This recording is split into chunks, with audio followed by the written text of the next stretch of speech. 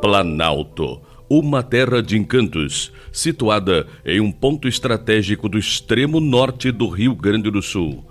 Um lugar onde história, fé e trabalho moldaram gerações. Hoje, revisitamos suas raízes e celebramos as narrativas que mantêm viva a memória de seus pioneiros e habitantes.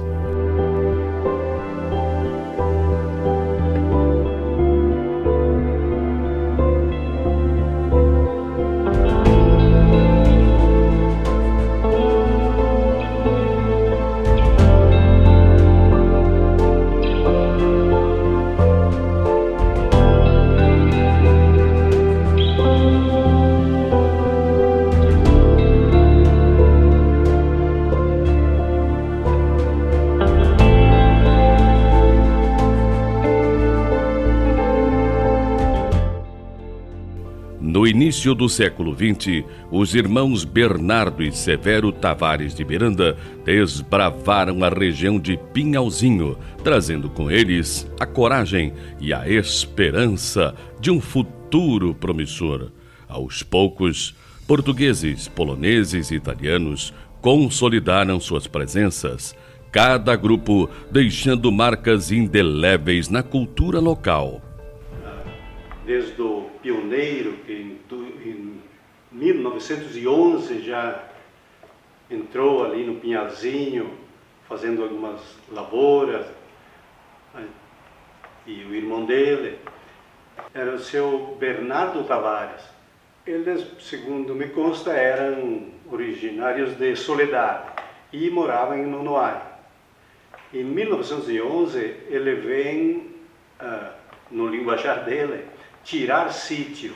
Significava, desmatavam uma gleba ali, plantava alguma coisa e normalmente milho, e ali soltava suínos ou até gado que se alimentavam dessas lavouras, porque não havia como colher e beneficiar e transportar, que praticamente eram picados no meio do mato.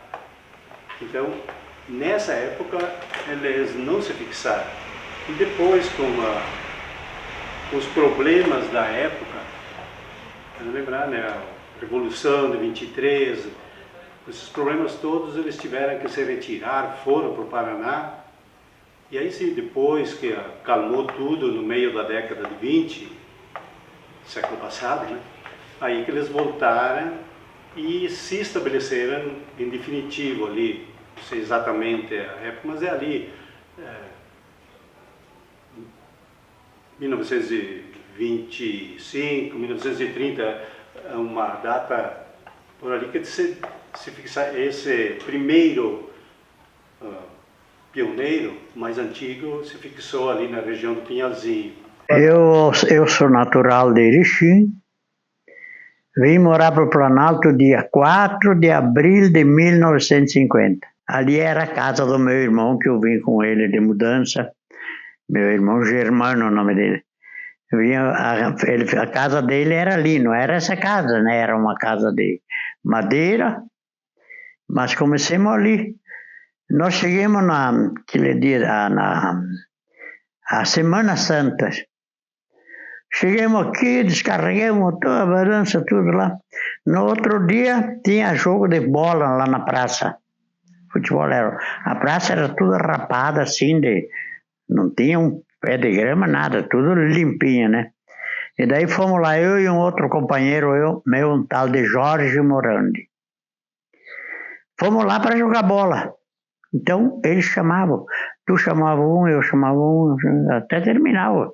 A turma que estava lá, né? Passava, vamos dizer, de 11 cada lado, mas todo mundo ia jogar. Eu e o outro, meu companheiro, ficamos 2 últimos. No outro dia, fomos de novo os 2 primeiros escolhidos. Planalto conquistou sua emancipação, transformando-se em um município com autonomia para traçar o seu futuro. O esforço dos agricultores e comerciantes locais moldou a economia, enquanto o espírito de comunidade impulsionou o desenvolvimento. primeiro prefeito de Planalto, o seu Argemiro Pereira da Silva, era uma pessoa muito bem articulada, com preparo, era agrimensor, né?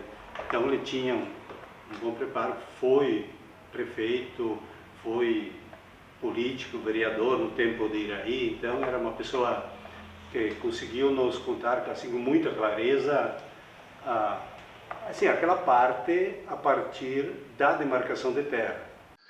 Não existia internet, não tínhamos um sistema de telefonia que funcionasse.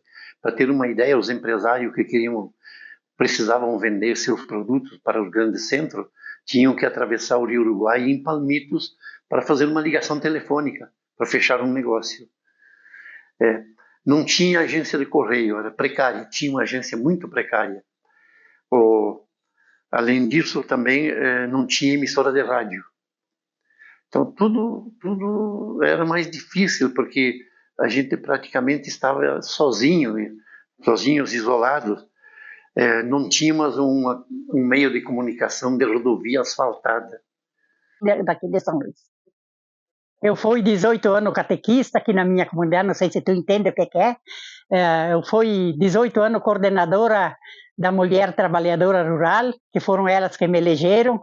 Eu fui coordenadora da Regional de Federico, que eram 22 municípios que faziam a regional.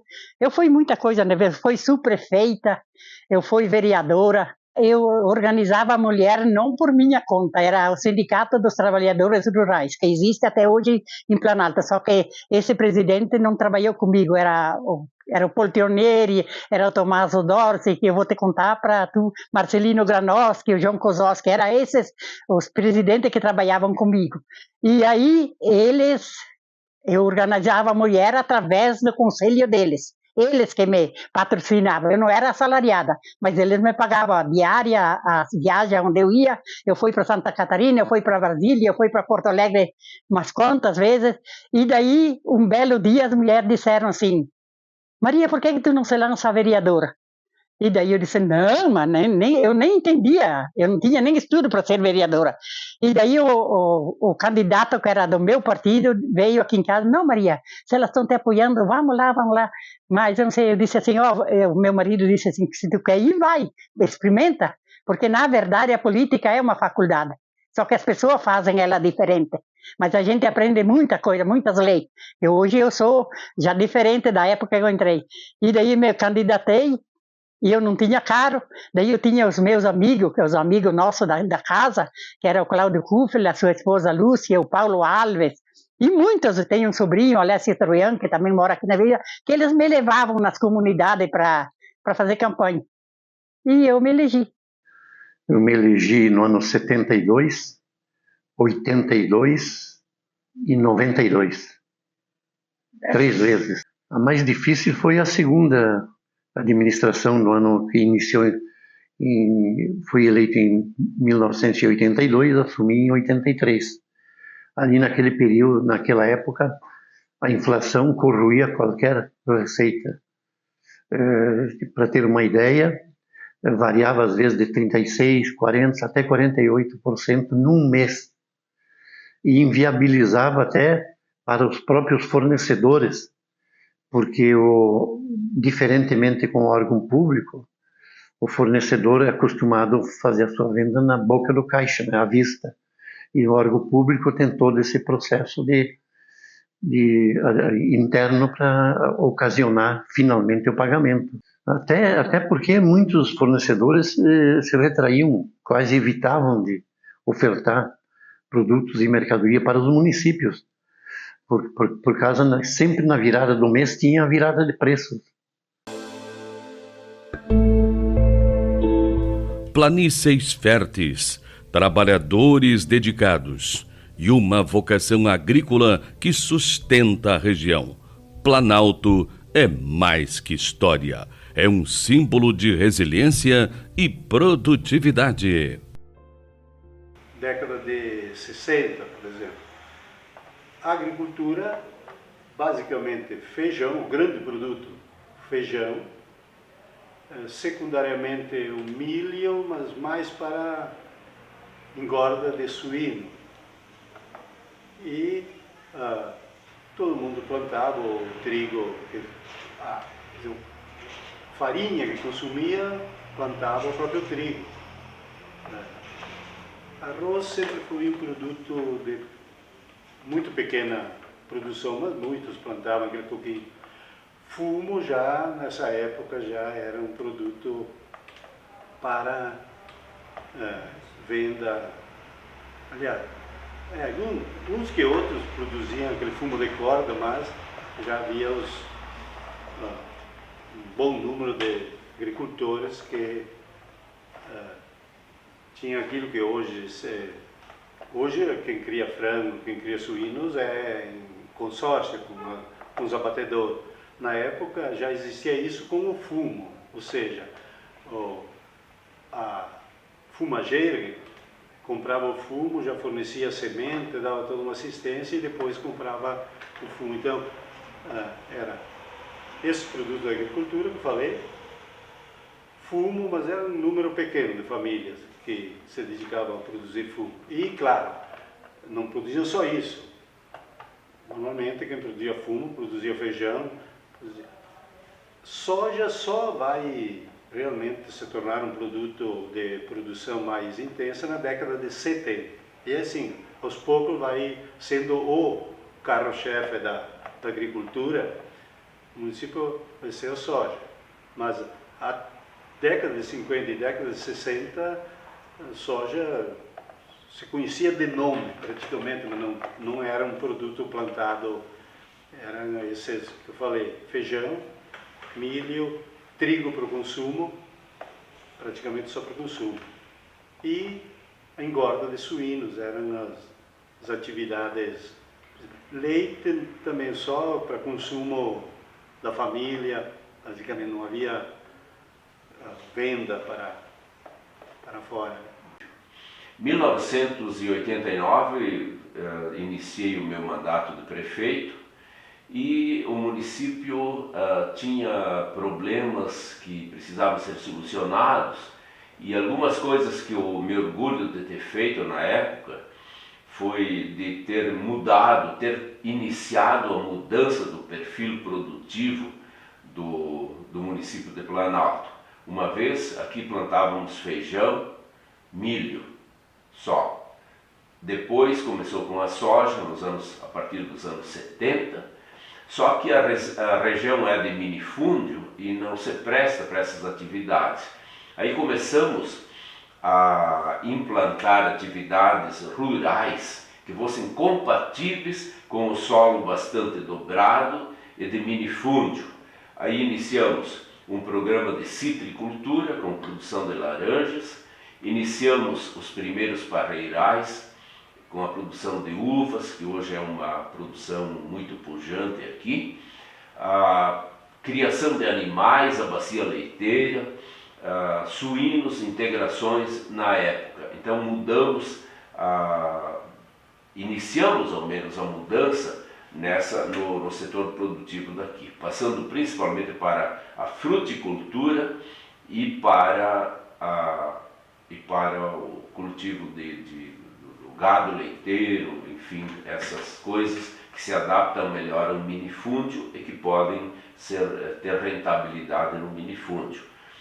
Tínhamos um problema também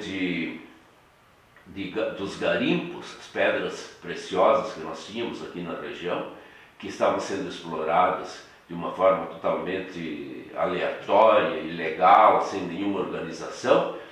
Fundamos a cooperativa dos garimpeiros do Médio Alto Uruguai, a Cogamai, que hoje tem sede no vizinho município da Ametista do Sul. Foi uma luta muito forte que levamos adiante porque era um setor que estava bem desorganizado, sem nenhuma formalização. E conseguimos dar andamento a essa cooperativa, que depois se encarregou de organizar a atividade garimpeira aqui no nosso município.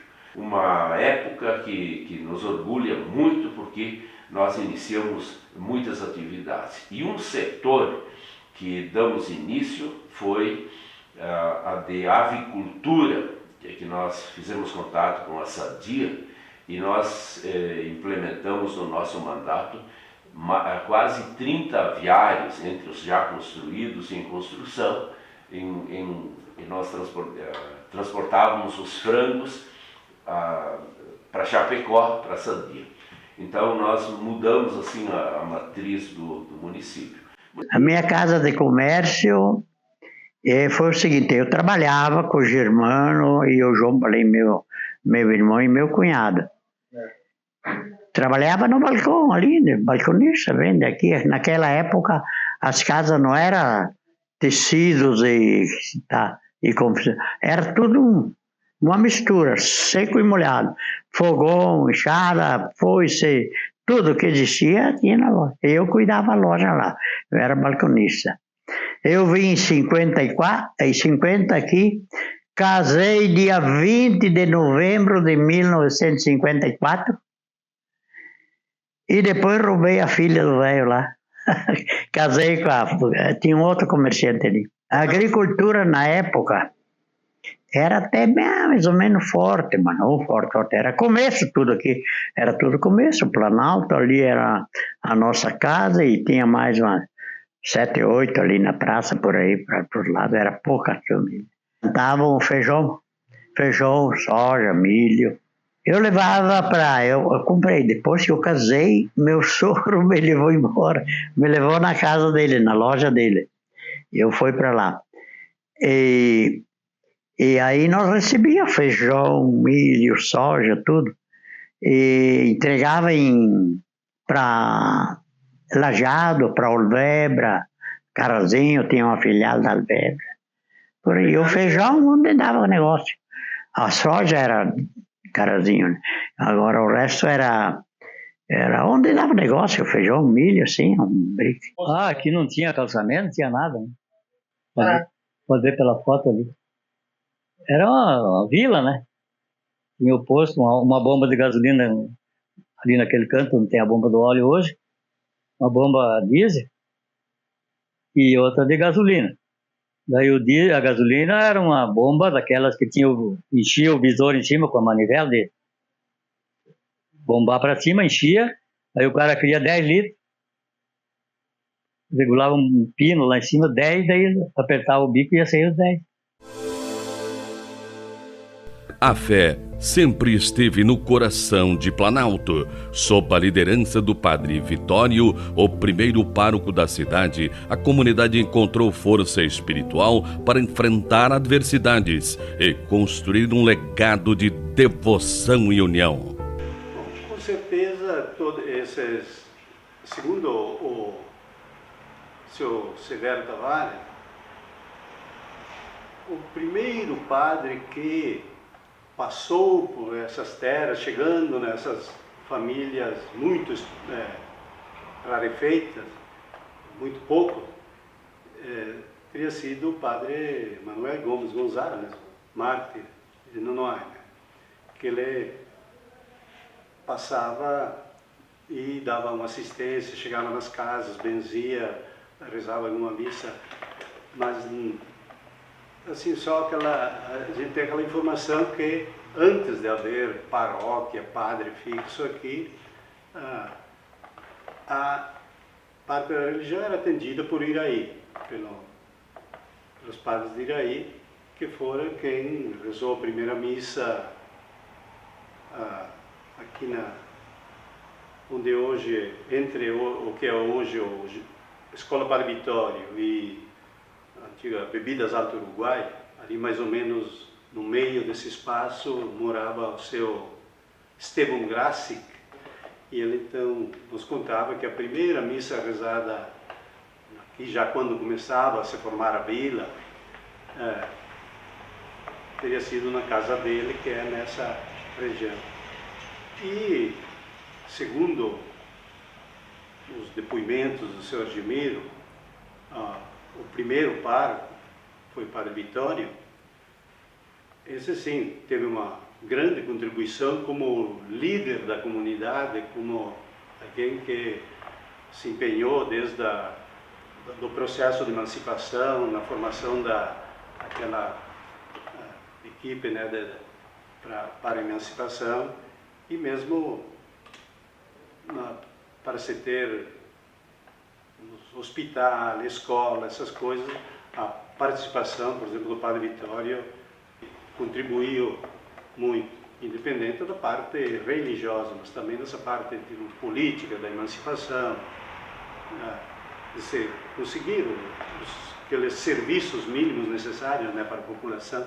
Nós, quando viemos ali, nós pertencia para a paróquia de Iraí. Era católica apostólica romana. Era um padre lá de Iraí. Até quando nós casamos, a recém veio o Padre Vitório. Eu consegui ver a chegada do pároco de Planalto, que era o Padre Vitório, mas ele é falecido já. Batizou o nosso primeiro filho. E casou nós também, foi ele. Mas senão era tudo longe, não era que nem hoje, assim, que cada mês tem missa. Isso a gente, cada 6, 7 meses, via um padre. A gente aprendeu a conhecer o nosso primeiro padre e o nosso grande pilar, aquele que é o nosso grande testemunho, o nosso grande modelo, o Padre Vitório Seraglio. Né? Padre Vitório Seraglio é natural também da Diocese de Erechim, na qual eu também sou, e veio trabalhar conosco aqui na Diocese de Frederico, né? E ele veio para cá no dia 14 de maio de 1953, no dia em que a paróquia, então, foi celebrada, né, como a paróquia, foi ratificada, foi instituída a paróquia, no dia 14 de maio de 1953. Padre Vitório era vigário de Iraí, né? E naquele dia, então, foi criada a paróquia Nossa Senhora das Graças de Planalto, e ele assumiu aqui a paróquia como o pároco, o primeiro pároco e o pároco para desempenhar as funções pastorais e viver esta comunidade. E olha, a gente sabe de que o Padre Vitório, ele não foi só o padre, ele foi o padre, foi o professor, foi o grande líder da comunidade, ajudou ativamente a construir a comunidade em todos os sentidos. O Padre Vitório se hospedou na nossa casa 18 anos. Ele ia para Sertãozinho, tempo do cavalo ou no burro. Quando ia, já gritava: Maria, mata a galinha. Ele gostava de galinha recheada. Ele adorava. Era a comida ideal dele. Podia ter outras comidas que ele não comia. Ele era fanático de uma galinha recheada. Logo que ele chegou aqui, né, em 1953, ele se deparou com muitos desafios, né, principalmente alguns desafios que eram necessários para uma vida de uma comunidade. Uma farmácia, né, um fotógrafo, né, um engenheiro, um enfermeiro. Né? Então, todas essas necessidades, ele foi muito perspicaz nisso e foi muito importante porque ele ia garimpar. Né? Então, ele ia buscar onde tivesse. Né? Ele ia em Erechim, ele ia em outros lugares, e ele trazia esses profissionais, trazia essas pessoas e supria as necessidades. Acredito eu, e pelaquilo que a gente tem testemunho do Padre Vitório, que a primeira preocupação dele era o atendimento do povo. Né? Então, fazer com que o povo tivesse as suas necessidades atendidas. Mas, junto com isso, ele foi dando o norte da criação do município. Ele foi construindo os primeiros passos para a emancipação. Ele foi dando a estrutura para que isso pudesse acontecer, e ele foi também muito vivo, muito forte na política de Planalto, na educação de Planalto, na sociedade, na economia e, claro, naquilo que ele era como ofício, pastor, né, sacerdote, e construiu a comunidade com essa religiosidade. Então, o município de Planalto se construiu primeiro ao redor da igreja, 1953, depois veio a escola, né, que ele tem uma participação fundamental, e aí depois o município em 64. Né? Então você vê que foram 11 anos depois de ter paróquia que o município se emancipou. E esses 11 anos dele foram essenciais, né? Foram de suma importância o trabalho, a vivência, o testemunho, o esforço, o sacrifício para que o município pudesse ter aquilo que era necessário para pedir, né, e conseguir a emancipação. Então o Padre Vitório tem uma alma na cidade. Tanto que hoje, por exemplo, o Padre Vitório, ele é a pessoa mais lembrada da cidade.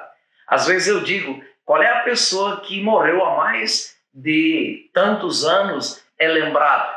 Padre Vitório é lembrado. Se ele estaria vivo, ele já estaria com 111 anos. Mas ele é lembrado, ele é recordado. E quando uma pessoa é lembrada, é recordada, veja, não tem uma missa que a gente não reza na cidade sem uma intenção para ele. Não. Quando uma pessoa é lembrada por todos, é porque ele tem um significado e uma importância. Veja, quando arma uma nuvem na cidade, é do Padre Vitório que a gente lembra. Ele passou a ser o protetor da cidade. Então, ele está enterrado aqui no município de Planalto. Os restos mortais dele estão aqui na cidade. Isso é uma vontade dele de permanecer aqui. Então, ele faz parte da comunidade. Né? Ele se insere como vida, como pessoa, como obra, como trabalho na própria vida da cidade. Ele se confunde com o próprio município. Né? E se confunde para o bem, né? Para uma jornada, para uma construção, para uma cultura e um patrimônio que se faz em torno dele, mas que tem um significado que leva a um acontecimento. Né? No caso, a construção da nossa cidade de Planalto. Né? Podemos dizer, né, que o Padre Vitório é o grande pastor da cidade. Para você ter uma noção, eu sou o 9º pároco da cidade. Né? Mas o Padre Vitório é o pároco da cidade por aclamação, por sentimento. Eu acredito que para muitas pessoas ele já é santo. Né? Ele é santo em várias situações e a gente observa isso na vivência da própria comunidade. Né? Então o Padre Vitório é a alma da cidade. Né? Assim, podemos trazer presente muitas coisas da cidade, mas o Padre Vitório, podemos dizer, entre todos, ele também e é a alma da cidade.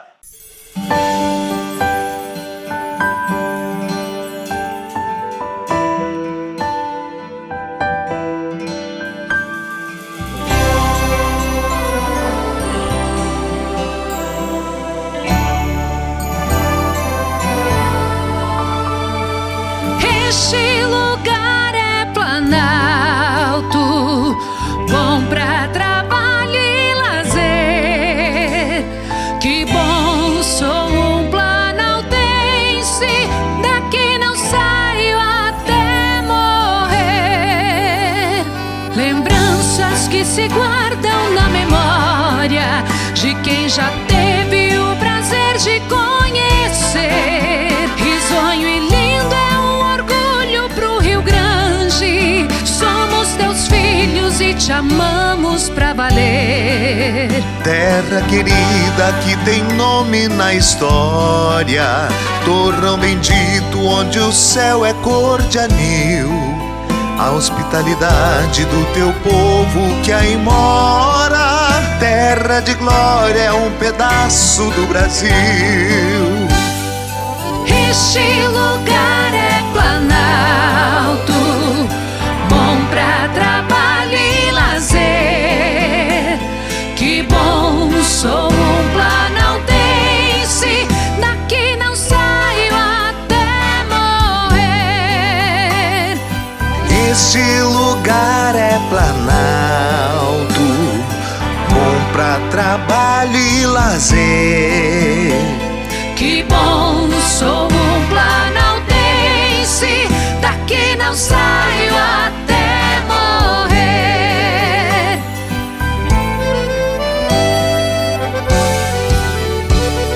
As nossas riquezas são tantas, na agricultura, o comércio e pinheirais, o ar mais puro e o som das matas silvestres e a beleza das pedras naturais. Temos orgulho por sermos de Planalto, somos gaúchos do Alto Uruguai. Deus abençoe, que teu povo siga em frente e de Planalto não saiam nunca mais. Este lugar é Planalto, bom pra trabalho e lazer. Que bom, sou um planaltense, daqui não saio até morrer. Este lugar é Planalto, bom pra trabalho e lazer. Que bom, sou um planaltense, daqui não saio até morrer. Daqui não saio até